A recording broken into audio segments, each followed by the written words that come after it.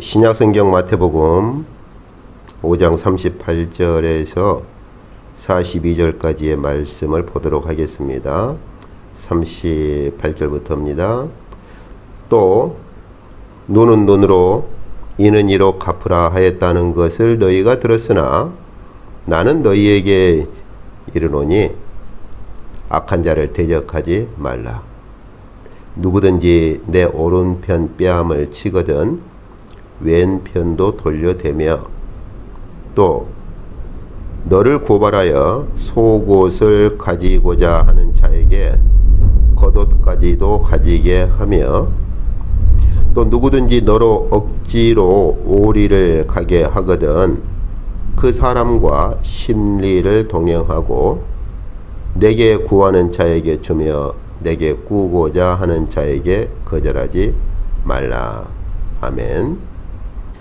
이제 보통 여기 그 38절에 있는 눈은 눈으로 이는 이로 갚으라 하였다는 것을 이제 너희가 들었다. 주께서 출애굽기에 있는 이 말씀을 인용을 하시죠. 보통 이제 그 학자들은 이걸 이제 라틴어로 렉스 탈리오니스라 해가지고 이제 렉스라고 하는 게 이제 법이란 뜻이에요. 이제 탈리오니스라 해가지고 어떤 보복법, 복수에 관한 법이다. 이렇게 이름을 붙였어요. 그런데 사실은 그러한 명칭은 그리 정확한 명칭은 아닙니다. 비록 라틴어를 써가지고 좀 고상하게 들릴지는 몰라도 원래 출애굽기에서 하나님께서 말씀하신 원래의 취지에는 별로 그닥 적합한 그런 그 학문 명칭은 아니에요. 우리가 한번 이제 출애굽기서를 한번 이제 보도록 합시다.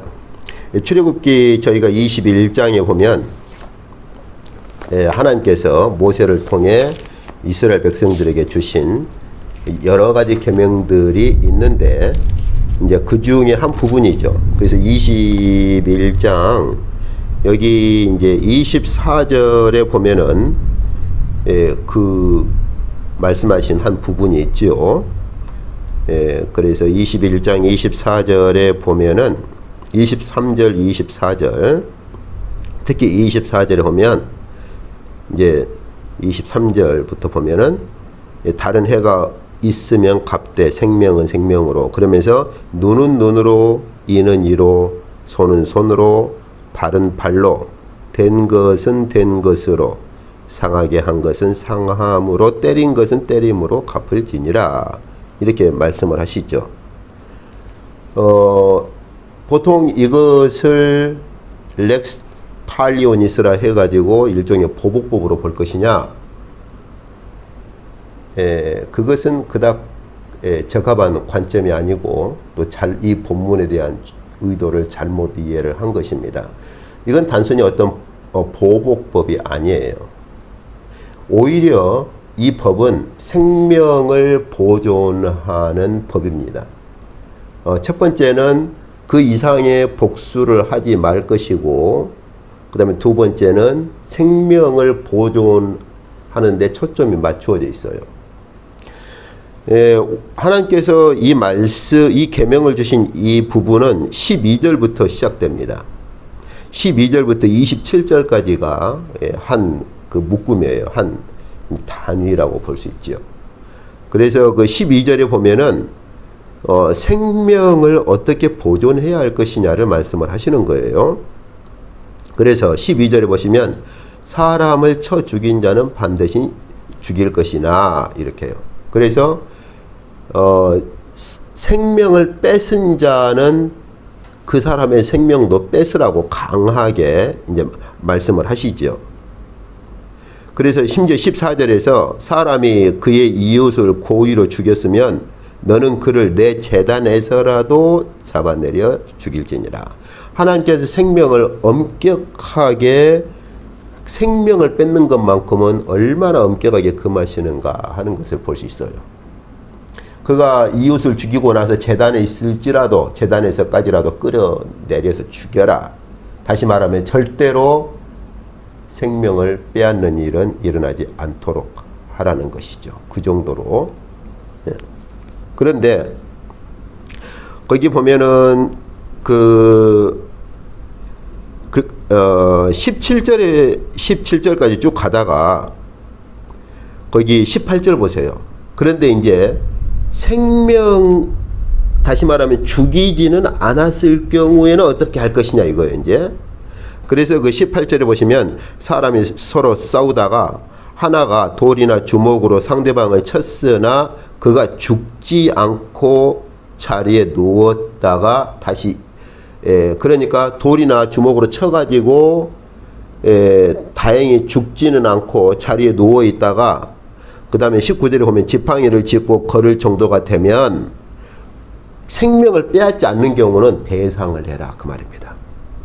그런 경우는 그에 합당한 배상을 해라. 그래서 19절에 보면 지팡이를 짚고 일어나 걸으면 그를 친 자가 형벌은 면하되, 이것은 그 사형에 처하는 형벌, 그 사람의 생명을 뺏는 형벌은 그것은 그렇게 형벌을 주지는 말고 그 형벌은 이제 면하되 손해를 배상하고 그가 완치되도록 해라. 이렇게요. 또 20절에 보시면은 심지어 종이라도 그 죽였을 경우는 20절에 보면은 사람이 매로 그 남종이나 여종을 쳐서 당장에 죽으면 반드시 형벌을 받으려니와, 즉 사형에 해당하는 형벌을 집행하라는 것이죠. 아무리 주인이라 할지라도 그 종을 죽였을 경우는, 그가 주인이라 할지라도 그는 형벌을 받아야 될 것이다. 이건 거의 사형에 해당하는 형벌을 말씀하시는 거예요. 위의 절에서 말씀하신 것처럼. 그런데 21절에 죽지는 않고 그렇게 살아 있으면 그 사형의 형벌은 그 주인에게 그 사형에 해당하는 형벌은 집행하지 말라는 것이죠. 왜냐하면 그 종은 그 주인에게 속해 있는 것이니까. 그러나 이걸 뒤에 이제 좀 더 구체적으로 말합니다. 그럼 그 종이 그 주인에게 이렇게 주인이 매로 때리거나 어떤 가해를 입혔을 때 그럼 죽지는 않았을 때는 어떻게 할 것이냐 하는 것이죠.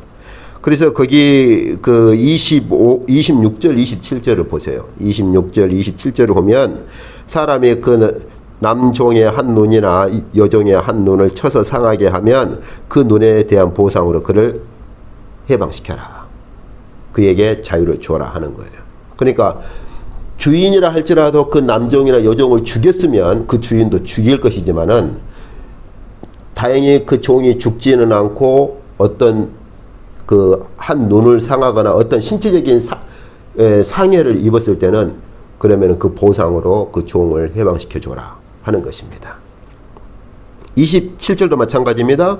그 남종이나 여종의 이를 쳐서 빠뜨리면 그 이에 대한 보상으로 그를 놓아줄지니라. 자유를 주라는 것이죠. 그러면서 이제 22절부터 25절에서 오늘 주께서 인용하신 구절에 대한 배경이 나옵니다. 그런데 안타까운 것은 하나님께서 이 구절을 말씀하신 배경은 고려하지 않고 그 구절만 이스라엘 백성들이 가져와서 사용했다는 사실이에요. 일종의 보복법으로. 그래서 이제 학자들이 그 이스라엘 백성들이 그것을 보복법으로 사용했기 때문에 이제 라틴어로 그것을 보복법이라 그렇게 이름을 붙인 거죠. 렉스 탈리오니스라 해가지고 이름을 그렇게 붙인 거예요. 자, 근데 이스라엘 백성마저도 그걸 오해를 한 겁니다. 볼까요? 먼저 배경이 뭡니까? 거기 22절을 보세요. 어떤 상황을 하나님께서 말씀하십니까? 사람이 서로 싸우다가 임신한 여인을 쳐서 낙태하게 하였으나 다른 해가 없으면 그 남편의 청구대로 반드시 벌금을 내되 재판장의 판결을 따라 낼 것이니라. 보세요. 서로 이웃 간에 싸우다가 뭐 이제 아내까지 결부되는 경우도 있잖아요. 보통 아내가 말린다든지 이렇게 중간에 끼어들어서 싸움을 말리려고 하는 경우도 있지 않겠어요? 그런데 의도치 않게 서로 간에 폭행을 하다가 하필이면 그 이웃의 그 아내가 임신을 한 상태에서 그 싸움을 말리려고 끼어드는 와중에 무언가 좀 불미스러운 일이 발생해서 그 여인이 낙태하게 된 경우를 얘기하는 겁니다. 그런데 그 이웃의 아내가 죽지는 않고 낙태만 했을 경우는 벌금을 내라. 재판장에 지시한 대로 벌금을 내도록 해라. 이 상황을 가지고 말씀을 하시거든요. 이 상황에서 계속 말씀을 하시는 겁니다. 보세요. 자, 24절에 보세요. 23절. 그러나 다른 해가 있으면 갚되 생명은 생명으로. 다시 말하면 그 싸움을 말리려던 아내가 죽었거나 그랬으면 생명은 생명으로 갚아라. 그리고 낙태한 외에 다른 해가 있을 때, 그래서 그 다른 해를 생명만이 아니라 눈은 눈으로, 이는 이로, 손은 손으로, 발은 발로, 된 것은 된 것으로, 상하게 한 것은 상함으로, 때린 것은 때림으로 갚을지니라. 그래서 그 아내가 싸움을 말리려는 그런 와중에 그 아내가 어떤 아이 낙태 꼭 그것만이 아니라 아이 낙태와 상관없이 다른 해가 있으면 싸움을 말리려 하다 보니까 손이 뭐 다쳤다든지 이가 뭐 다쳤다든지 그럴 때 그 아내가 생명을 잃지 않았으면, 만약 그 이웃의 아내가 생명을 잃었으면 생명으로 갚을 것이고, 생명을 잃지 않고 다른 부분을 다쳤을 때는 그 이상의 복수를 하지 말고 그만큼만 하라는 것이죠. 사실 어떻습니까? 오늘날도 우리 뉴스에서 종종 볼 수 있는 것 아닙니까? 뭐 어떤 사람이 자신의 아내에게 상처를 주거나 뭐 해를 입혔을 때 그 사람을 심지어 죽이기까지 한다든지, 그런 일들은 얼마든지 종종 우리 주위에서 일어날 수 있는 일들이죠. 그것은 굳이 오늘날만 그러겠습니까? 그 당시도 마찬가지죠. 우리가 한번 이런 상황을 한번 생각해 보세요. 제가 어느 이웃하고 말다툼이 있어가지고, 심지어 그 말다툼이 심해져서 어떤 그 물리적인 폭행까지도 이렇게 주고받을 정도로까지 갔을 때 그 옆에서 보고 있는 아내가 가만히 있겠어요? 싸우지 마시라고 끼어들거나 서로 말리려고 하지 않겠어요? 근데 그런 와중에 만약 그 아내가 이렇게 말리려고 하다가 손이 상한다든지 뭐 이가 상한다든지 그러면 어떻게 되겠어요? 당연히 그 남편이 흥분해서 상대방을 죽이려고까지 하지 않겠어요? 오늘 하나님께서 하신 말씀은 어떤 겁니까? 생명을 빼앗는 경우 외에는 생명을 해야 하는 그 선까지는 가지 말라는 거예요. 상대방의 생명을 빼앗는, 다시 말하면 상대방의 생명을 해치는 그런 극한의 상황은 오직 한 가지뿐이다. 상대방이 생명을 뺏었을 때만 상대방의 생명을 취하는 판결을 내리거나 그런 극한의 상황에 갈 수 있고, 나머지는 결코 생명을 해하지는 말아라. 생명을 보호하는 법이고 그 이상의 보복을 하지 못하도록 하시는 거죠. 심지어 종이라 할지라도 너희가 종을 너희 마음대로 하지 말아라. 심지어 주인이라 할지라도 종의 생명을 뺏었을 경우는 주인이라 할지라도 주인의 생명을 취해라. 그러나 종이 죽지 않고 어떤 이가 부러졌다든지 그런 상해를 입었을 경우는 종에게 자유를 주어라. 이게 어떻게 보복법입니까? 그런데 이스라엘 백성은 문맥이나 그런 정황들은 빼고 그 구절만 가져온 거예요. 눈은 눈으로, 이는 이로, 이렇게. 물론 주님 당시 때에는 기록을 보면 눈이나 이를 이렇게 상처를 입었다고 그래서 똑같이 이를 상하게 한다든가 눈을 상하게 하는 그런 대신에 주님 당시 땐 대부분 재판장이 물질로 보상하도록 판결을 했다라는 기록은 있어요. 그렇지만 어쨌든 그들이 문자적인 구절을 가져올 때 그 구절만 가져온 건 사실이에요. 그래서 오늘날도 제가 앞주에 말씀드렸던 것처럼 아랍 쪽에서는 이 구절을 문자적으로 쓰죠. 그리고 실제로 제가 드물게 한 번씩 뉴스를 보면 뭐 흔치는 않지만은 어떤 그 꾸르안의 그 계율을 따르는 국가들, 이슬람 국가들에서는 도둑질 하는 경우는 손을 이렇게 자른다든지 그런 법을 그렇게 집행했다는 그런 뉴스를 제가 들은 적도 있습니다. 오늘 주님께서는 이 출애굽기에 있는 이 계명을 그들이 그 당시 이스라엘 사회에서 서기관들이나 바리새인들이 오용하고 있는 이 계명을 가져와서 말씀을 하시는 것이죠.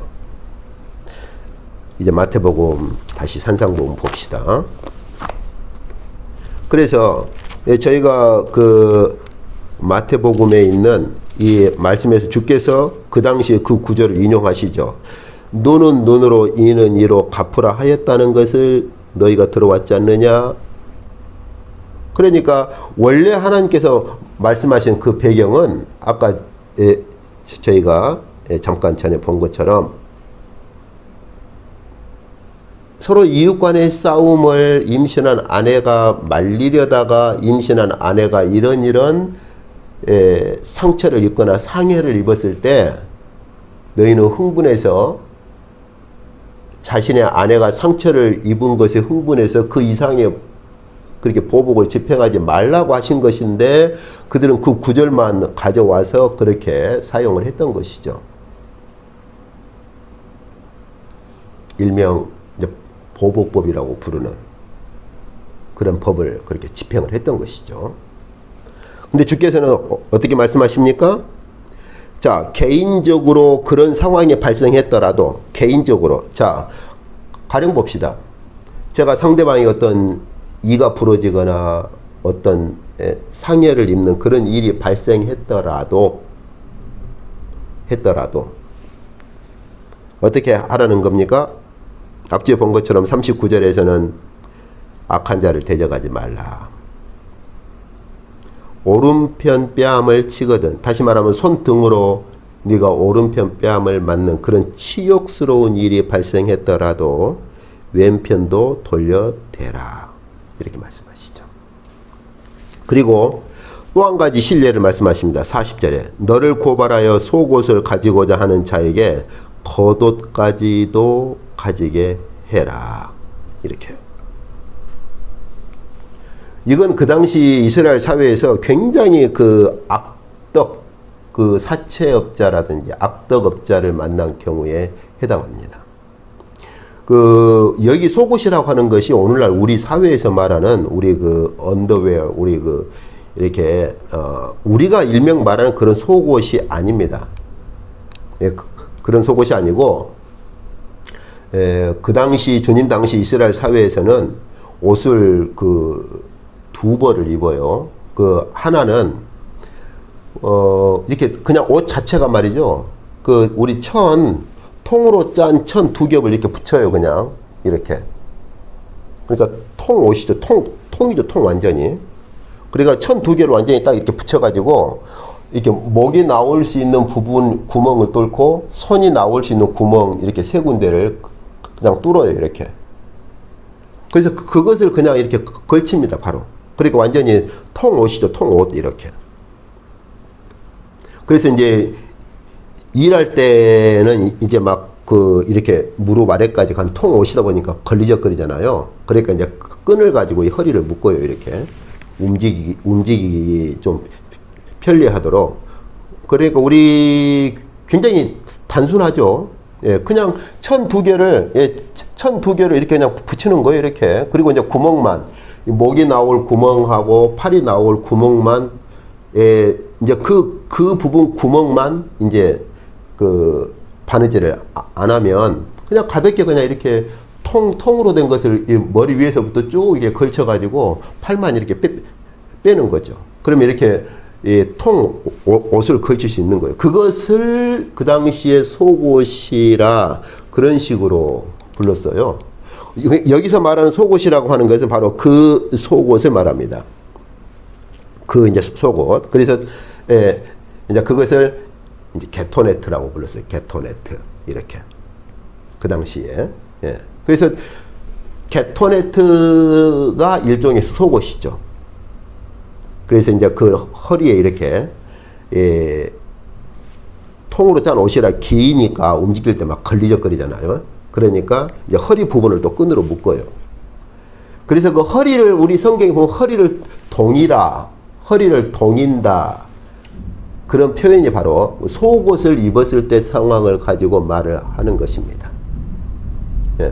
그러니까 종들이 일을 할 때 그 일을 안 하고 좀 쉴 때는 그 끈을 풀어놓기도 해요. 왜냐하면 끈으로 이렇게 허리를 늘 묶어놓으면 불편하기도 하고 그러니까 이제 일을 안 하고 좀 쉴 때는 그 끈을 좀 풀어놓고 이렇게 쉬는 거죠. 그냥 편하게. 그러니까 이제 그 끈으로 허리를 묶는다는 말은 항상 일을 하고 있는 상황을 얘기를 하는 거예요. 그래서 비유에 보면은 주인이 올 때를 대비해서 허리를 묶고 있어라. 그 말은 주인이 올 때를 대비해서 항상 그렇게 일을 하고 있고 준비를 하고 있으라는 것이죠. 이러한 게토네트라고 부르는 이것을 바로 속옷이라고 부릅니다. 그런데 이제 게토네트 같은 경우는 여기 팔이 없이 통옷이다 보니까 저녁에는 굉장히 추워요. 이렇게 저녁이 되면 기온이 아주 뚝 이렇게 좀 떨어져 가지고 말이죠. 굉장히 춥기 때문에 그 위에다가 겉옷을 걸쳐요. 이제 겉옷은 이제 팔이 소매가 있죠. 이렇게 긴 소매가. 그러니까 속에 게토네트라고 하는 속옷을 입고 통으로 짠 속옷을 입고 그 위에다가 긴 팔이 있는 옛날 우리나라 이제 똑같은 건 아니지만 우리나라 옛날 한복처럼 긴 팔이 있는 겉옷을 또 걸쳐요. 그것을 이제 겉옷이라 그렇게 불러요. 그것을. 그런데 이 이스라엘 이 악덕 이 사채업자들이요 어떻게 말씀을 이용을 했냐면 구약의 그 아모스서라든지 계명들을 보면 정말 그 먹을 것이 없는 사람들은요 우선 저녁에 우선 그 한 끼라도 가족들이 있으면 가족들에게 한 끼라도 먹이려고 잠깐 그 겉옷을 좀 전당포에다가 맡겨요 이렇게. 근데 겉옷을 맡기잖아요. 그러면 법이 뭐냐면 하나님께 주신 법이 해가 지기 전에는 일단 그 겉옷을 돌려주도록 돼 있어요. 왜 그러냐면 이 소매가 있는 긴 이 겉옷은요 이 정말 가난한 사람들은 그걸 이불로 썼거든요. 그러니까 속옷 게토네트라고 하는 이 속옷만 입고 있을 때는 말이죠. 저녁에 굉장히 춥기 때문에 막 이런 그 팔이나 이런 데 굉장히 추워요. 그래서 그 이제 겉옷을 그 심라라고 부르는데 그 심라라고 하는 겉옷을 이불처럼 이렇게 쓰기 때문에 겉옷을 전당 잡았을 경우는 저녁에는 일단 돌려줘야 됩니다. 그런데 구약의 말씀 보면 속옷에 대한 경우에 속옷에 대한 말씀은 없거든요. 가령 속옷을 전당 잡았을 때 속옷은 해가 지기 전에 돌려줘라 하는 문자적으로는 그 말씀이 없어요. 왜냐하면 속옷을 전당 잡힐 일은 거의 없거든요. 대부분 겉옷을 가지고 이렇게 잡히거든요. 그러니까는 악덕 사채업자라든지 악덕업자들 같은 경우는 그 말씀을 교묘하게 이용을 하는 거예요. 그래서 야 겉옷을 이렇게 잡히려고 할 때 아니 겉옷 말고 그 속옷 줘 속옷. 왜요? 속옷은 돌려주라는 문구가 문자적으로 없으니까 안 돌려주는 거예요. 안 걸리잖아. 법에 안 걸리잖아 이거. 하나님의 계명을요 문자적으로만 지킨다고 하는 것이 얼마나 어리석고 이런 우를 범하는지 우리는 그 당시 사회에 나타난 실례에서 볼 수 있는 거죠. 오늘 그러니까 주님께서 하신 말씀이 그거예요. 여기 그 40절에 너를 고발해서 속옷을 가지고자 하는 자에게는, 그러니까 다시 말해서 이제 돈을 못 갚거나 그럴 때 심지어 소송까지 걸어가지고 뭐 큰 소송은 아니죠. 그래서 그 속옷을 뺏으려고 하면 네 겉옷도 줘라. 그러니까 완전히 이런 경우는 지금 악덕업자를 만난 거예요. 아주 정말 우리 오늘날 뭐 사회에서 말하는 그 사채 뭐 악덕 사채업자 뭐 이런 식으로 그렇게 얘기를 할 수 있겠죠. 그런데 제가 전에도 말씀드린 것처럼 주께서 이런 말씀을 하실 때에는 단순히 어떤 이론만 그렇게 말씀하신 것이 아니라 주께서 실제로 가르치신 그 길을 걸었다고 했었죠. 주께서 역시 이와 똑같은 일을 겪으십니다. 저희가 신약성경 요한복음 19장을 한번 봅시다. 십자가상에서 당하신 일이죠. 요한복음 19장에 보면 19장 23절 24절에 보면 군인들이 예수를 십자가에 못 박고 그의 옷을 취하여 네 킷에 나누어 각각 한 킷씩 얻고 속옷도 취하니 이 속옷은 호지 아니하고 위에서부터 통으로 짠 것이라. 굉장히 번역이 너무너무 좀 어색하게 지금 돼 있죠. 자, 보세요. 군인들이 예수님을 십자가에 못 박고 첫 번째 그의 옷을 취하여 네 킷에 나눠서, 다시 말하면 주님의 겉옷을 취해가지고 서로 그 겉옷을 잘라가지고 한 조각씩 가져간 것이죠. 왜요? 그걸 하나의 옷감으로 쓰려고 이제 가져갔어요. 겉옷을. 그리고 나서 속옷, 다시 말하면 우리가 말하는 속옷이 아니라 방금 제가 말씀드린 이제 그런 속옷, 이제 게토네트라고 하는 그런 속옷. 그 속옷을 취했는데 이 속옷은 호지 아니하고 위에서 통으로 짠 것이다. 이 말은 무슨 말이냐? 그 당시에 속옷 같은 경우는요, 이게 통 옷이다 보니까 오늘날 옷감처럼 가로 세로로 이렇게 옷감을 안 만들고 세로 한 줄만 쭉 이렇게 가지고 속옷을 만드는 경우가 종종 있었고 대부분 속옷은 그렇게 만들었어요. 그러니까 가로 세로로 짠 옷감 같은 경우는 가위로 자르거나 그 옷감을 잘라내도 옷감이 안 갈라지잖아요. 그런데 생각해 보세요. 실을 세로로만 쭉 이렇게 세로로만 짜가지고 만든 옷감이라면 그거 만약 가위질 하거나 이렇게 자르거나 그러면은 다 갈라져 버리는 것이죠. 그러니까 여기서 호지 아니하고 여기서 호지 아니하고 위에서부터 통으로 짠 것이라, 이 말이 바로 그런 말인데 굉장히 이건 우리나라 사람이 읽어도 이해가 안 가는 말이에요. 다시 말하면 속옷 옷감은 세로로만 짠 옷감이어서 통으로, 그렇게 세로로만 통으로 짠 옷감이기 때문에 그것은 더 이상 가위질 하거나 잘라내면 완전히 옷감 자체가 다 분리되어 버리는 것이죠. 그렇기 때문에 그것은 더 이상 이제 나눌 수가 없어서 제비를 뽑았다라고 하는 것입니다. 그래서 여기 24절에 보면 군인들이 서로 말하되 이것을 찢지 말고 누가 얻을 수 있는지 제비를 뽑자, 이렇게 했다는 것이죠. 그것은 구약의 시편의 말씀을 이루려고 하신 것이다. 그래서 24절 중반에 보면 이는 성경에 그들이 내 옷을 나누고 내 옷을 제비 뽑나이다, 이렇게 되어 있는데, 첫 번째 내 옷을 나누고 하는 것은 겉옷을 말하는 거예요. 심라라고 부르는 겉옷. 그 겉옷은 그들이 서로 찢어가지고 서로 분리해서 각각 한 조각씩 가져간 것이죠. 왜냐하면 그것은 오늘날 옷감처럼 가로 세로로 짠 옷감이기 때문에 서로 이렇게 찢어도 더 이상 갈라지지 않거든요. 그래서 그 겉옷은, 그러니까 첫 번째 내 옷을 나누고 하는 말은 겉옷을 말하는 거예요.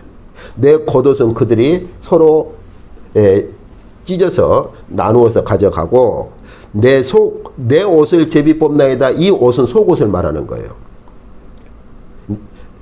아까 제가 말씀드린 것처럼 이제 게토네트라고 부르는 속옷. 그 속옷은 세로로만 짠 옷감이기 때문에 가위질하거나 옷을 찢으면 다 갈라져 버리니까 그것은 제비 뽑아서 가져간다라고 하는 이 시편의 말씀을 이루려고 하신 것이다, 이렇게 말씀하시는 거죠. 그러니까 주께서 산상보훈에서 제자들에게 너희가 속옷을 가지려고 하는, 그러니까 겉옷이 아닌 속옷을 빼앗으려고 하는 악덕업자를 만났느냐? 겉옷까지 주어라. 이렇게 말씀하신 주께서 실제로 십자가상에서 겉옷과 속옷을 다 그렇게 취하도록 하신 것이죠. 군인들에게.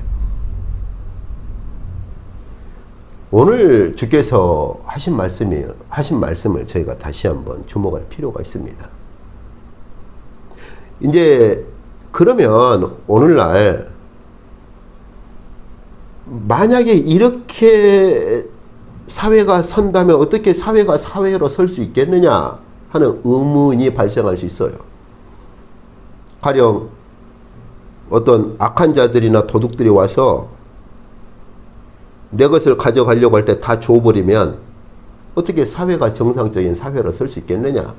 국가가 당연히 도둑질을 하는 자들이나 빼앗으려고 하는 자들을 형벌을 주고 그렇게 해서 사회를 지키는 것이지, 그들한테 야 더 줘 이렇게 하라는 말이냐, 이런 문제가 발생할 수 있는 것이죠. 이제 그런 부분들은 저희가 다음 주에 더 볼 것입니다. 오늘 주께서 말씀하신 건요, 사회적 질서를 말씀하신 게 아니에요. 출애굽기에서 말씀하신 그 출애굽기 21장에서 말씀하신 건 어떤 배경이 있습니까? 개인적인 보복에 대한, 그들이 이스라엘 백성이 오해를 해서 개인적으로 보복을 하는데 그 말씀을 악용한 것에 대한 말씀이지 사회 구조를 말씀하신 게 아닙니다. 그러니까 저희는 주께서 말씀하신 이 말씀의 그런 배경과 그러한 그 문맥이라든지 상황, 이런 것들을 조금 더 신중하게 살펴보고 이 말씀을 이해를 해야지, 이스라엘 백성처럼 그 구절만 이는 이로 눈은 눈으로 그 구절만 가져온다든지, 혹은 속옷은 돌려주라는 말이 없으니까 가난한 사람이 겉옷을 전당 잡으려고 할 때 야 그거 말고 네 속옷 줘, 속옷. 그리고서는 속옷은 뭐 돌려주라는 말이 없잖아, 그러니까 속옷을 안 돌려줘 버린다든지, 이렇게 이 말씀이 오용이 되는 그런 경우들. 근데 이런 현상들은 꼭 그 당시만이 아니에요. 오늘날도 이 말씀들을 우리가 오해를 하기 때문에, 아니 그러면은 어떻게 사회가 사회로, 국가가 국가로 설 수 있겠느냐, 이런 의문을 제기하는 이들도 있는 것입니다. 오늘 주께서 말씀하신 배경은 그 당시 이스라엘 백성들이 보복에 대해서, 개인적인 보복에 대해서 말씀을 오용하고 오해하고 혹은 악용하는 것을 가지고 말씀을 하는 것이죠.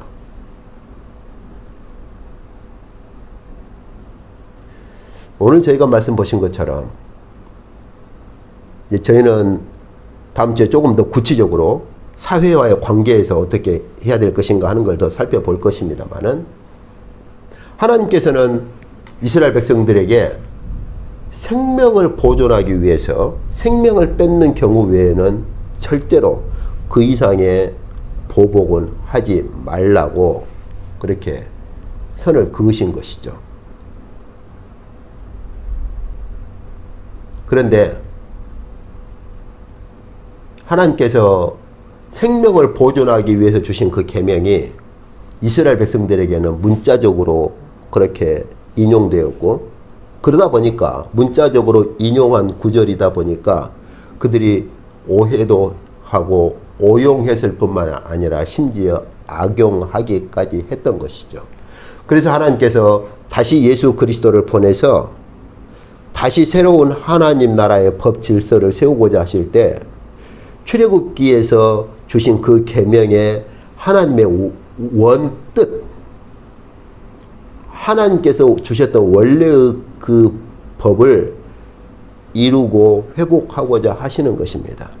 앞으로 저희가 볼 것입니다만은, 주께서 이 땅에 오셔서 산상보훈을 선언하시기까지 걸으신 그 길은 제2의 모세로서 걸으신 길과 정확히 일치합니다. 그리고 산상보훈에서 선언하신 이것은 시내산에서 하나님께서 출애굽기에서 선언하신 바로 그 상황하고 정확히 일치하는 거예요.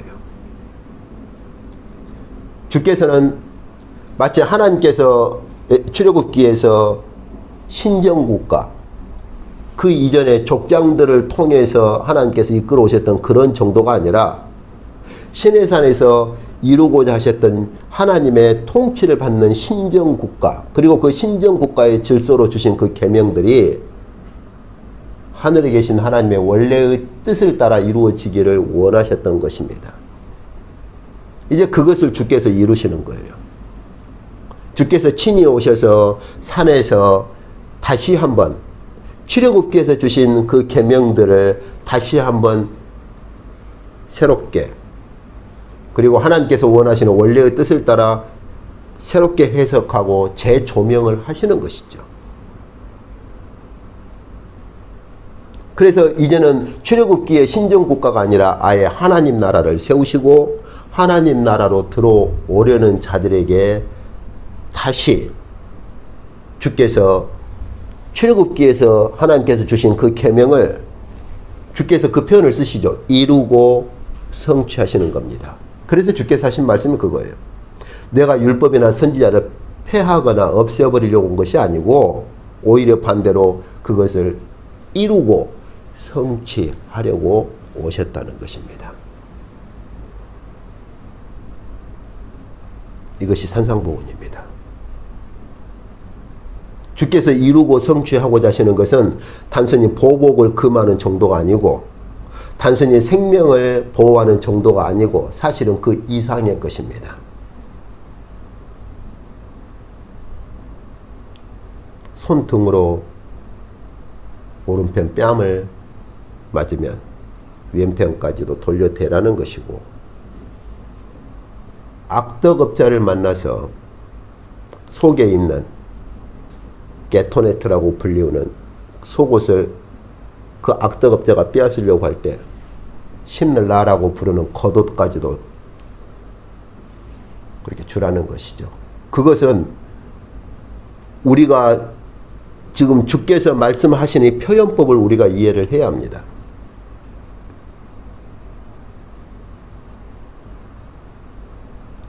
개인적인 악한 상황을 만났을 때 보복하지 않는 정도를 넘어서서 원수에 대한 사랑을 말합니다. 물론 우리가 다 이것을 이룰 수는 없을지라도 주께서 말씀하시는 건 하나님 나라의 법을 말씀하시는 것이죠. 하나님 나라가 온전히 이루어지면 이것들이 이루어지고 성취될 수 있는 것이죠. 그리고 이것들이 성령을 따라 사는 우리의 목표가 되어야 합니다. 비록 지금은 어려울지라도. 오늘 말씀 보신 것처럼 우리가 비록 우리 믿음의 분량이 아직은 어린 아이와 같을지라도 우리는 하나님께서 그리스도를 통해 세우고자 하셨던 그 하나님 나라의 진정한 모습이 무엇인지는, 하나님 나라의 진정한 원리가 무엇인지는 우리는 알아야 한다는 것입니다. 그리고 이것이 평생 우리의 숙제가 되어야 하고 과제가 되어야 합니다. 오늘 주께서 그렇게 말씀하신 주께서 친히 십자가에서 자신의 속옷과 겉옷을 내어주셨습니다. 주님의 형상을 이룰 수만 있다면 하나님 나라의 온전함이 또한 이루어질 것입니다.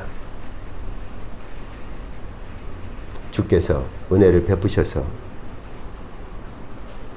하나님께서 그리스도를 통해 이 땅에 세우고자 하셨던 하나님 나라의 거룩한 가르침과 빛이 무엇인지를 우리에게 비추어 주시기를 원합니다. 기도하시겠습니다.